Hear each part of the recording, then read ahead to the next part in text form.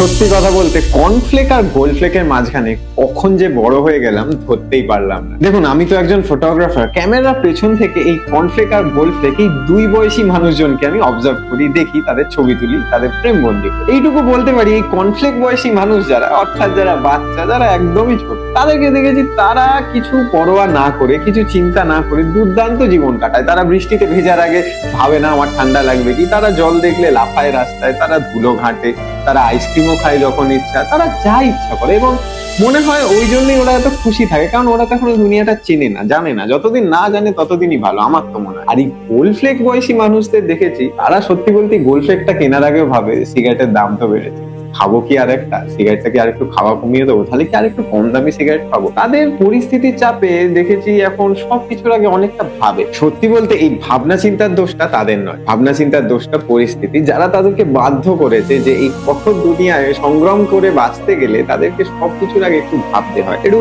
হিসেব করতে হয় যে এরম করে করলে চলতে পারবো না। যেটা বলছি সেটার সাথে যদি একটু রিলেট করতে পারেন, একটু ডবল ট্যাপ করে দিন তো স্ক্রিন। দেখুন, এই কর্নফ্লেক আর গোল্ডফ্লেক বয়সের মধ্যে আরেকটা দারুণ তফাৎ আছে। যারা কর্নফ্লেক বয়সী তাদের এখন অর্থ নেই, কিন্তু মনে ইচ্ছা প্রচুর আছে। আর যারা গোল্ডফ্লেক বয়সী তাদের আজকে অর্থ আছে, কিন্তু ইচ্ছাটা হয়তো এই বয়স বাড়ার সাথে সাথে মরে গেছে। ভেবে দেখুন, আমি কিন্তু ঠিক বলি। কমেন্ট সেকশনে সেই জিনিসটার নাম লিখুন যেটা কেনবার ইচ্ছা ছিল কিন্তু আপনার অর্থ ছিল না, এবং আজ যখন অর্থ আছে, যখন টাকা পয়সা আছে, এই ইচ্ছেটা আপনার আর নেই। ভিডিওটা চট করে পাঠিয়ে দিন আপনার সেই বন্ধুকে যে এই গোল্ডফ্লেকের রেফারেন্সটা বুঝবে। যত ছবি তুলছি তত দুনিয়াটা চিনছি। যদি আমার এই দুনিয়া চেনার আরো গল্প শুনতে হয় তাহলে একটু সাবস্ক্রাইব করে নিন।